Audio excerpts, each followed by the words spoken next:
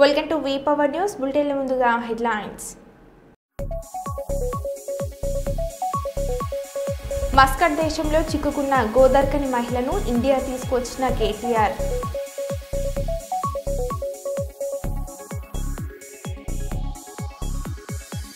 మంత్రి వివేక్ వెంకటస్వామి రేషన్ కార్డులు ఇస్తుంటే అడ్డుకున్న కాంగ్రెస్ నాయకులు.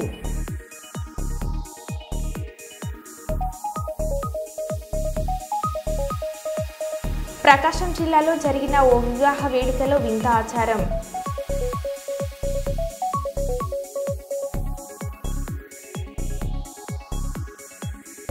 కరాటే మార్షల్ ఆర్ట్స్ ఛాంపియన్షిప్ విజేతలకు బహుమతులను ప్రదానం చేసిన ప్రముఖ వైద్యులు శంకర్ శర్మ. ఎమ్మెల్సీ తీన్మార్ మల్లన్న ప్రెస్ మీట్పై నిరుద్యోగుల దాడి.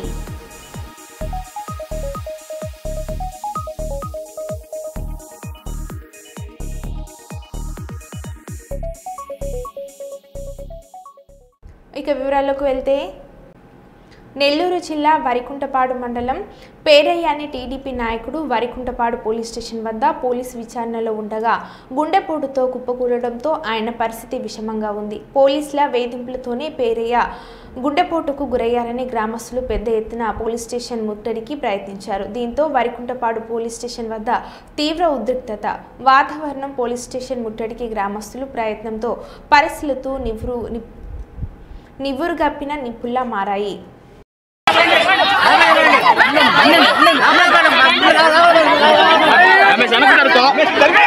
కాళేశ్వరం పంపులు ఆన్ చేయాలని కన్నెపల్లి పంప్ హౌస్ వద్ద బీఆర్ఎస్ ఆందోళన. పంపులు ఆన్ చేయడానికి పంప్ హౌస్లోకి దూసుకెళ్లిన బీఆర్ఎస్ బృందం అడ్డుకున్న పోలీసులు. కాళేశ్వరం ప్రాజెక్టు ఫోన్లో మాట్లాడి మండిపడ్డ మాజీ మంత్రి కొప్పుల ఈశ్వర్. వారం రోజుల్లో పంపులు ఆన్ చేయకుంటే 1,00,000 మంది రైతులతో పంప్ హౌస్లను ముట్టడిస్తామని హెచ్చరించిన బీఆర్ఎస్ పార్టీ నాయకులు.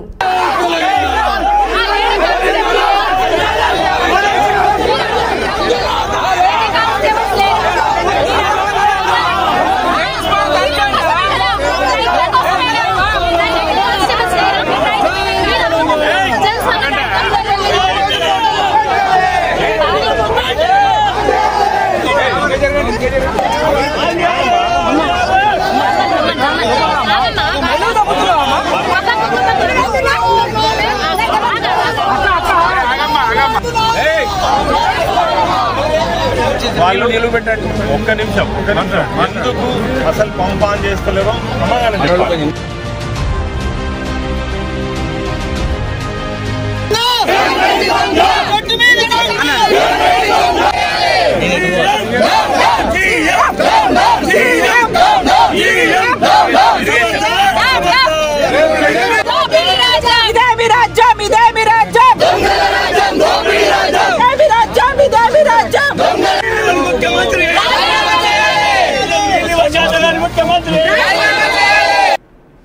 గురుకుల పాఠశాలలో మరో ఫుడ్ పాయిజన్ ఘటన. ఖమ్మం జిల్లా కల్లూరు గిరిజన ఆశ్రమ పాఠశాలలో 30 మంది విద్యార్థులకు అస్వస్థత. ఉదయం అల్పాహారంలో కిచిడి తిని అస్వస్థతకు గురైన విద్యార్థులు. కడుపు నొప్పి, వాంతులు, ఆయాసం, తల తిరగడంతో విద్యార్థులను ఆసుపత్రికి తరలించిన హాస్టల్ సిబ్బంది. మెరుగైన చికిత్స కోసం కొందరు విద్యార్థులను ఖమ్మం తరలించిన అధికారులు.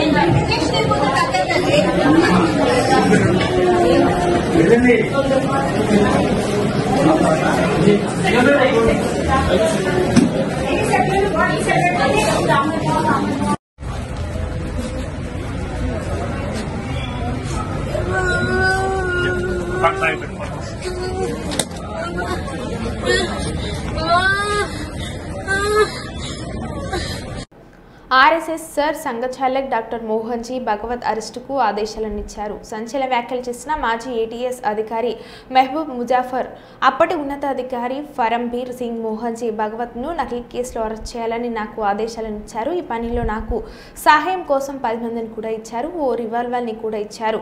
సర్వీస్ సీక్రెట్ ఫండ్ నుండి నిధులు ఇచ్చారు. కానీ ఇది పూర్తిగా నకిలీ కేసు కాబట్టి నేను ఆదేశాలను పాటించడానికి నిరాకరించానని అన్నారు.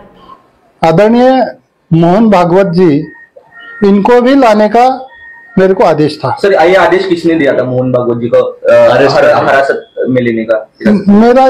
मेरे जो इंचार्ज थे मोहन भागवत के बारे में या मेरे तपास के बारे में, वो परमवीर सिंह और उससे भी हायर अथॉरिटी जो थे उनका आदेश था। और उनके आदेश के मुताबिक मेरे को महाराष्ट्र में से 10 कर्मचारी मेरे मदद के लिए दिए गए थे। सर्विस सीक्रेट फंड में से मेरे को पैसा दिया गया था। एटीएस की तरफ से ऑफिशियल मेरे को रिवॉल्वर दिया गया था और जो भी जाने आने के लिए वारंट जो रहते वो भी दिया गया था।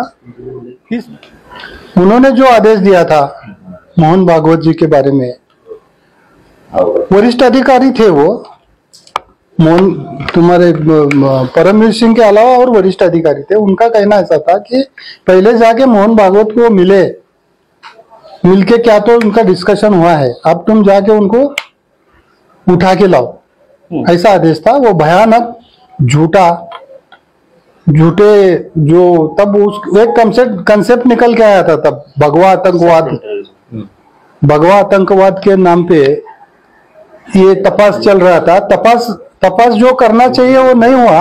भगवा आतंकवाद, हिरवा आतंकवाद, ये था, ये गलत था, झूठ था।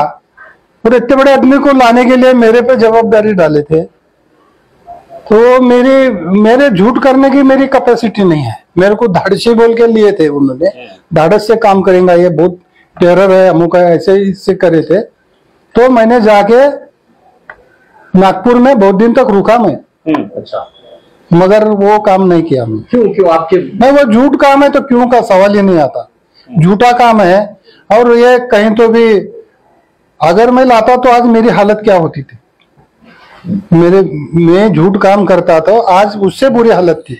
मैं ये काम नहीं किया, इस वजह से मेरे पे झूठा गुना दाखिल हो गया एक, और उसके अंदर मेरे को अरेस्ट किया गया।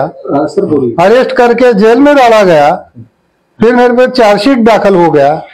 फिर मैं जितने मेरे पास एविडेंस थे ये एटीएस के बारे में, मोहन भागवत जी के बारे में, या रामजी कलसंगरा, संदीप डांगे के बारे में, मैंने वो पूरे डॉक्यूमेंट और मेरा जो कहना है, मेरा एफिडेविट है, वो मैंने यहाँ के कोर्ट में पेश किया। मैं निर्दोष छूटा उसमें से। పార్టీ మారిన 10 మంది ఎమ్మెల్యేలపై వెంటనే అనర్హత వేటు వేయాలని అసెంబ్లీలోని గాంధీ విగ్రహం ముందు బీఆర్ఎస్ ఎమ్మెల్యేల మెరుపు ధర్నా.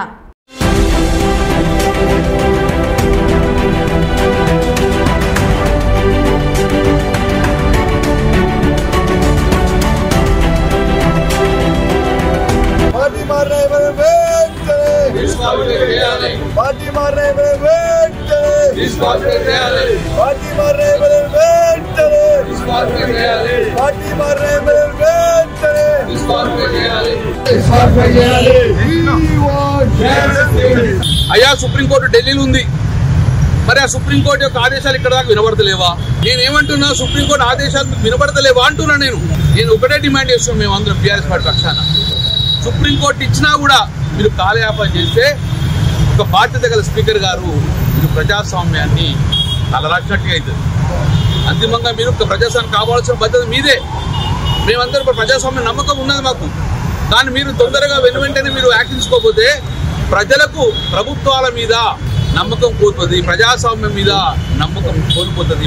Singareni calories employees union CITU రాష్ట్ర కమిటీ సమావేశం గోదర్కన్లోని శ్రామిక భవన్లో జరిగింది. దీనికి ముఖ్య అతిథులుగా సింగరేణి సలహాదారు, సిఐటియు రాష్ట్ర ఉపాధ్యక్షులు కామ్రేడ్ భూపాల్, యూనియన్ రాష్ట్ర అధ్యక్షులు Tummala Rajareddy, deputy general secretary comrade Nagaraju Gopal హాజరయ్యారు. ఈ సందర్భంగా వారు మాట్లాడారు. కొద్దిగా కృషితోనే సమ్మెలు విజయవంతం అవుతాయి. అయితే మన సిఐటియు యొక్క ఉద్దేశం సమ్మె విజయవంతం ఒకటే కాదు, ఏ విధమైన కృషి చేశారు, కొత్త సంబంధాలు మనకి సమ్మె సందర్భంగా మనం ప్రచారం చేస్తున్న సందర్భంగా ఎన్ని వచ్చినాయి, ఎన్ని బస్తీల్లో మనం సమావేశాలు నిర్వహించాము, లేకపోతే ఎన్ని నివాస ప్రాంతాల్లో మనం తిరిగాము, మన యొక్క కృషి ఏంటి అనేది ముఖ్యమైనది. అందుకని ఆ విషయం మీద మీరు మాట్లాడేటప్పుడు మనం కూలంకుషంగా ఏ ఏరియాలో ఎంతమంది మన కార్యకర్తలు యాక్టివ్గా పాల్గొన్నారు, ఎన్ని బస్తీ సమావేశాలు నిర్వహించారు, ఎన్ని కాలనీలు తిరిగారు మీరు, అదే ఆ సమ్మెకు సంబంధించిన కార్యక్రమంలో పాల్గొన్నారు అనే విషయాలు మీరు రిపోర్ట్ చేయండి. దాని ద్వారా ఈ సమ్మె సందర్భంగా మన యూనియన్ చేసిన కృషి ఏదైతే ఇది వస్తుంది. దీనికన్నా ముందు మనం చర్చించే మన ఈ కార్యక్రమాలు మాట్లాడుకునే ముందు పాల్ గారు ఇటీవల కాలంలో సిఐటియు రాష్ట్ర సమావేశాలు జరిగినాయి, క్లాసులు కూడా జరిగినాయి. ఆ సందర్భంగా సిఐటియు కొన్ని నిర్ణయాలు చేసింది. అందరికీ నమస్కారం. ఈరోజు గోదావరి పట్టణంలో సింగరేణి కాలేజ్ ఎంప్లాయీస్ యూనియన్ రాష్ట్ర సమావేశం జరుగుతూ ఉంది. ఈ సందర్భంగా రాష్ట్ర వ్యాప్తంగా కార్మికులు ఎదుర్కొంటున్న సమస్యలతో పాటు సింగరేణి కార్మికుల యొక్క సమస్యలపైన భవిష్యత్తులో సిఐటిగా చేయబోయేటువంటి పోరాటాన్ని చర్చించి కొన్ని కర్తవ్యాలు తీసుకోవాలని చెప్పేసి నిర్ణయం తీసుకుంటా ఉన్నాం. మనందరికీ తెలుసు, తెలంగాణ రాష్ట్రంలోని మొత్తం కార్మిక వర్గం కూడా మన జూలై 9వ తేదీన జరిగిన అఖిల భారత సమ్మెలో పెద్ద ఎత్తున స్పందించారు. సుమారు 16 లక్షల మంది కార్మికులు ఒకరోజు సమ్మెలో పాల్గొన్నటువంటి చరిత్ర ఉంది. సిఐటిగానే కొన్ని లక్షల మంది కార్మికుల్ని సమీకరించి ఆ రోజు పెద్ద ఎత్తున ప్రదర్శనలు, ధర్నా కార్యక్రమాలు చేశాం. ఎందుకంటే కేంద్ర ప్రభుత్వ విధానాలకు వ్యతిరేకంగా జరిగిన సమ్మెలో రాష్ట్ర స్థాయిలో సమస్యలను కూడా కొన్ని జోడించే రకంగా ముందుకు పోవడం జరిగింది. ముఖ్యంగా తెలంగాణ రాష్ట్ర ప్రభుత్వం ఏర్పడ స్థానిక సమస్యలపైన పెద్ద ఎత్తున 31 తేదీ వరకు క్యాంపెయిన్ చేస్తా ఉన్నాం. చివరిగా వచ్చినటువంటి అన్ని సమస్యల్ని జోడించుకొని అన్ని జిల్లాల్లో ఒక రిప్రజెంటేషన్ తయారు చేసుకుని ఆగస్టు 29వ తేదీ నాడు రాష్ట్ర వ్యాప్తంగా అన్ని జిల్లా కలెక్టరేట్ల ముందు పెద్ద ఎత్తున దిగ్బంధన కార్యక్రమాలు కూడా సిఐ ఆధ్వర్యంలో జరగబోతా ఉన్నాయి. అందులో అందరూ కూడా భాగస్వామ్యం కావాలని చెప్పి సందర్భంగా కోరుతున్నాం. ఇవాళ సింగరేణి కాలేజ్ ఎంప్లాయీస్ యూనియన్ రాష్ట్ర కమిటీ సమావేశం గోదావరిలో నిర్వహిస్తున్నాం. దీంట్లో సింగరేణి కార్మికుల సమస్యల పట్ల దేశ సంఘాలు వైఖరి కార్మికులకు ఏమాత్రం అనుకూలంగా లేదు. వాగ్దానాలకే పరిమితమైనరు. కంపెనీలు వేసారు, ఆ కంపెనీ ఇప్పటివరకు అవి రూపకల్పన లేదు. దాదాపు సంవత్సరం దాటినా ఏ ఒక్క సమస్య కూడా పరిష్కరించబడలేదు. యాజమాన్యం ఏం చెప్తే దానికి తలూపి ఇలా ఏఐటి సంఘం కానీ ఐఐటి కానీ ఒప్పుతా ఉన్నారు. అట్లాగే ఈ మధ్య కాలంలో మెడికల్ బోర్డు జరిగింది. పై కంపెనీలకు, పై హాస్పిటల్కు పంపించి వాళ్ళ రిపోర్ట్ ఇచ్చిన తర్వాత వాళ్ళకు విధి విధానాలు నిర్ణయం చేస్తున్న మెడికల్ బోర్డు దాదాపు 60 మంది మెడికల్ బోర్డులు ఉంటే ఒక 5 మాత్రమే అన్ఫిట్ చేసి మిగతా వాళ్ళందరినీ మళ్ళీ యథావిధిగా మహిళలకు పంపించారు. మరి అట్లాంటి సందర్భం ఉన్నప్పుడు వాళ్ళ హాస్పిటల్ పంపించడం వాళ్ళకి ఏమన్నా మీరు చిక్కులో పెట్టేసి వాళ్ళకి ఏమన్నా వైద్య సదుపాయాన్ని అందించారా, లేదంటే సర్వీస్ ఉద్యోగాలను కల్పించారా, లేదంటే కంపెనీ రూల్స్ ప్రకారం ఏమన్నా ఆఫ్ పేమెంట్ ఇట్లా ఇచ్చారా? ఏది ఇవ్వకుండా 5 నెలల నుంచి 9 నెలల వరకు అందరినీ అన్ఫిట్లో పెట్టి వాళ్ళ ఆర్థికంగా ఒక్కొక్కటి 10 నుంచి 12 లక్షల వరకు నష్టం చేసి ఇవాళ హడావుడిగా మెడికల్ బోర్డుని పిలిచి కేవలం 5 ఫిట్ చేసి అన్ఫిట్ చేసి మిగతాలందరూ ఫిట్ చేయడం అంటే దీని ఆంతర్యం ఏంటని అడుగుతున్నాం. అందుకే కొత్త డైరెక్టర్ గారు, సీఎంఓ గారు వెంటనే మరొకసారి పిలిచి ఇందులో చాలా మంది చూడడానికి మంచిగా ఉన్నా వెన్నుపూస బొక్కలరిగిపోయి మెడనొప్పులతో చాలా మంది బాధపడుతూ ఉన్నారు. మరొకసారి వీళ్ళందరికీ కూడా మెడికల్ బోర్డు అవకాశం ఇచ్చేసి అందరినీ కూడా అన్ఫిట్ చేయడానికి యాజమాన్యం ఆలోచించాలని చెప్పి మేము సిఐటిగా డిమాండ్ చేస్తా ఉన్నాం. 72 గంటలు కాదు 5 గంటల వరకే అనుమతి. బీసీ రిజర్వేషన్ల అంశంపై కవిత చేపట్టిన 72 గంటల నిరాహార దీక్షకు అనుమతి లేదన్న పోలీసులు కేవలం ఈ రోజు సాయంత్రం 5 గంటల వరకే పర్మిషన్లు ఇచ్చినట్లు వెల్లడి. 72 గంటలు దీక్ష పట్టినాం. నీళ్లు తాగేది లేదు, అన్నం తినేది లేదు, ఇంద్ర పార్కెళ్ళి కదిలేది లేదు. ప్రభుత్వాన్ని రిక్వెస్ట్ చేస్తా ఉన్నాం. ఇదివరకు తెలంగాణ జాగృతి ఏ ఉద్యమం చేసినా ప్రభుత్వం ఇచ్చినటువంటి సమయానికి లోబడే ఉద్యమాలు చేసినాం, శాంతియుతంగా ఉద్యమాలు చేసినాం. ఇక్కడ నిలబడ్డాం, ఇక్కడ ఉన్నాం, మా గోడు మేము చెప్పుకున్నాం, మా హక్కులు మాకు కావాలని నినదించినాం. అంతే తప్పితే ఎటువంటి అసాంఘిక చర్యలకు పాల్పడలేదు. కాబట్టి ఖచ్చితంగా మాకు పర్మిషన్ ఇవ్వాల్సిందే. 72 గంటలు పర్మిషన్ ఇవ్వాల్సిందే. ఒకవేళ 72 గంటలు ఇయ్యం, మిమ్మల్ని తీసుకుపోయి పోలీస్ స్టేషన్లో పెడతామంటారా? అక్కడనే దీక్ష చేస్తాం. మిమ్మల్ని తీసుకుపోయి హాస్పిటల్లో పెడతామంటారా? అక్కడనే దీక్ష చేస్తాం. మిమ్మల్ని తీసుకుపోయి ఇంటికాడ ఇడిచి పెడతామంటారా? ఆన్నే రోడ్డు మీద కూర్చొని అక్కడ కూడా దీక్ష చేస్తాం. పంతం ఇడిచేది లేదు, వెనక్కి వచ్చేది లేదు. హక్కులు సాధించే వరకు మడమ తిప్పేది లేదు. ఈ విషయం ప్రభుత్వం గమనించాలని చెప్పి నేను కోరుతున్నా. తెలంగాణ రాష్ట్రంలో స్థానిక సంస్థ ఎన్నికలలో బీసీలకు 42% రిజర్వేషన్లు కల్పించాలని ఢిల్లీలో కేంద్ర ప్రభుత్వానికి వ్యతిరేకంగా నిరసన తెలపడానికి హైదరాబాద్లోని చెల్లపల్లి రైల్వే స్టేషన్ నుండి ప్రత్యేక రైల్లో బయలుదేరిన కాంగ్రెస్ పార్టీ నాయకులు. ఈ సందర్భంగా కాంగ్రెస్ పార్టీ రాష్ట్ర అధికార ప్రతినిధి పల్లె రామ్ చందర్గౌడ్ మాట్లాడుతూ స్థానిక సంస్థానికలో బీసీలకు 42% రిజర్వేషన్లు కల్పించాలని అసెంబ్లీలో తీర్మానం చేసి పార్లమెంటుకు పంపితే కేంద్ర ప్రభుత్వం చట్టం చేయకుండా కాలయాపన చేస్తుందని, వెంటనే బీసీలకు 42% రిజర్వేషన్లు కల్పించాలని ఢిల్లీలో నిరసన కార్యక్రమాలు చేపడతామని తెలిపారు. బీసీలు రావడం జరిగింది. మళ్ళీ రెండో విడత కూడా 20 రోజులు చేయడం జరిగింది. దాంట్లో సుమారుగా 97% వరకు కులగణన చేయడం జరిగింది. ఖచ్చితమైన నిర్ధారణ చేయడం జరిగింది. దాంట్లో ఎలాంటి తప్పులు లేవు. భవిష్యత్తులో కూడా ఇంకేదన్నా ఎక్కువ తక్కువ ఉంటే 1-2 అంటే 0% మాత్రమే వస్తుంది. దాన్ని బట్టి అసెంబ్లీ తీర్మానం చేసి చట్ట సభలకు పంపేయడం జరిగింది. గవర్నర్ తీర్మానం కూడా చేయడం జరిగింది. దీన్ని రాష్ట్రపతికి పంపేయడం జరిగింది. ఆ రాష్ట్రపతి నుంచి 9th షెడ్యూల్లో తీసుకొని చట్టబద్ధత కల్పించుకోవాల్సిన అవసరం ఉంది. మరి ఒకటి ఆర్డినెన్స్ ద్వారా కూడా కావాలని గవర్నర్కి ఇవ్వడం జరిగింది. ఇది కూడా అన్ని పద్ధతి ప్రకారం చేయడం జరిగింది. ఇక్కడ బీఆర్ఎస్ బీజేపీ అసెంబ్లీలు తీర్మానంలో ఏకగ్రీవంగా సపోర్ట్ చేయడం జరిగింది. కానీ ఢిల్లీకి పోయిన తర్వాత వాళ్ళు మడవ తిప్పి వెనుకకు వస్తున్నారు. ఎందుకు కారణం అంటే మైనార్టీ ముస్లింలను తీసుకురావడం జరుగుతుంది. మైనార్టీ ముస్లింలు ఈరోజు కాదు, 1890 అంటే బ్రిటిష్ కాలం నుంచి కూడా వాళ్ళు బీసీ కులగణనలో ఉన్నారు. అది కాకుండా వాళ్ళు పాలించే బీజేపీ పాలించే ప్రాంతాలమైన గుజరాత్ అయినా, ఉత్తరప్రదేశ్ అయినా, బీహార్ అయినా ఎక్కడైనా కూడా వాళ్ళు కలిపే ఉన్నది. బీసీలలో మైనార్టీలు కలిసి ఉన్నారు. కానీ ఇక్కడ కావాలని రాజకీయం చేయాలని, కుల మత రెచ్చగొట్టాలని వాళ్ళ ప్రయత్నం చేస్తున్నారు. మీరు అది చేయాలనుకుంటే ముందు మీ రాష్ట్రాలలో అక్కడ మీరు పాలించే బీజేపీ పాలించే ప్రాంతాల్లో ముందు కట్ చేయండి, లేకుంటే చట్టసభల్లో తీసుకురండి. లేని కారణాలు చూపించాల్సిన అవసరం లేదు. కాంగ్రెస్ పార్టీకి చిత్తశుద్ధి ఉంది. మనమెంతో మనకంతా మనకు అది లీగల్గా రావడం జరిగింది. కిడ్నీ అవాది ఉత్తమ భాగ్యదారు. మనమెంతో మనకు కావాలని విద్య ఉపాధి అన్ని రకాలుగా రావాలనే ఆలోచనతో రాహుల్ గాంధీ ఆశయంతో ఓన్లీ తెలంగాణ కాదు దేశవ్యాప్తంగా ప్రతి రాష్ట్రంలో తీసుకురావాలనే ఆలోచన ఉంది. ఇది రోల్ మోడల్గా తెలంగాణ ఫస్ట్ తీసుకురావడం జరిగింది. దానికి రేవంత్ రెడ్డి గారిని, మహేష్ కుమార్ గారిని, మంత్రులను, ఎమ్మెల్యేలను అభినందించాలి.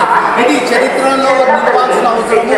ఇంతవరకు కూడా ఏ రాష్ట్రం చేయని కార్యక్రమాన్ని తెలంగాణ రాష్ట్రం చేసింది. ఖచ్చితంగా ఇది నిర్వహించడానికి 3 రోజుల కార్యక్రమంలో ఢిల్లీలో చేయడం జరుగుతుంది. 3 రోజుల కార్యక్రమంలో దేశవ్యాప్తంగా అన్ని పార్టీలు కూడా సపోర్ట్ చేయడం జరిగింది.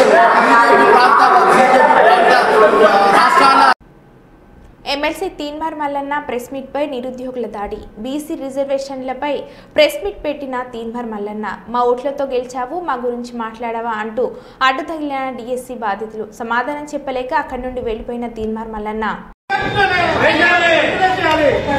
ఎందుకు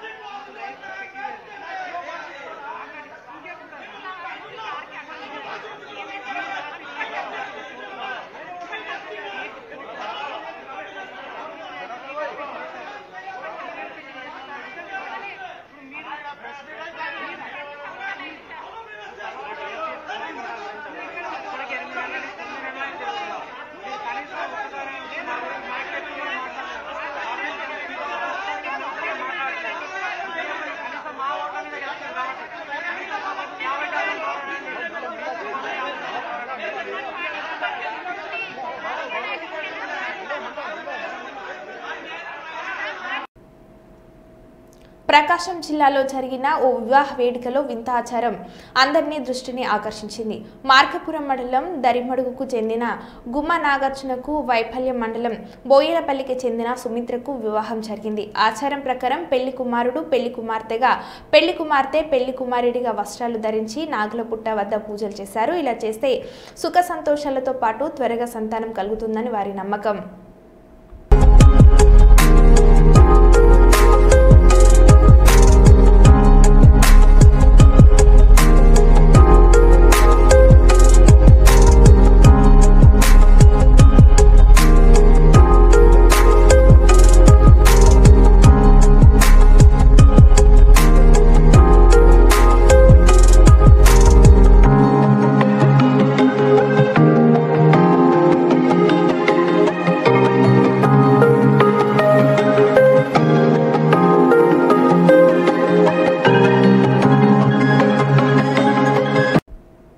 హన్మకొండ జవహర్లాల్ నెహ్రూ స్టేడియంలో అథ్లెటిక్ ఫెడరేషన్ ఆఫ్ ఇండియన్ మరియు sports authority of Telangana athletic association ఆధ్వర్యంలో జరిగిన 11వ తెలంగాణ అథ్లెటిక్ ఛాంపియన్షిప్ అండర్-20లో ముఖ్య అతిథులుగా హాజరైన వరంగల్ పశ్చిమ ఎమ్మెల్యే నాయని రాజేందర్ రెడ్డి, వర్ధనపేట నియోజకవర్గం ఎమ్మెల్యే కేఆర్ నాగరాజు. ఈ సందర్భంగా ఎమ్మెల్యేలు పరుగు పందెం, లాంగ్ జంప్, హై జంప్ క్రీడలను జెండా ఊపి ప్రారంభించారు. అనంతరం ఈ కార్యక్రమాన్ని ఉద్దేశించి ఎమ్మెల్యే మాట్లాడారు.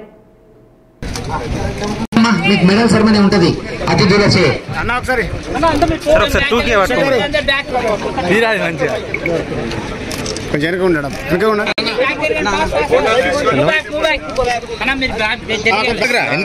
అక్కడ ఈవెంట్ జరిగి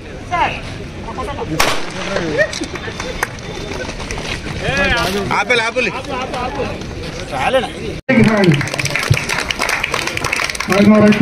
శ్రీ నాయని రాజేందర్ రెడ్డి గారు, MLA Warangal west, who himself is a cricket player, to address the athletes of Telangana state. Please, sir. 11th Telangana state junior and senior athletic championship లో పాల్గొన్న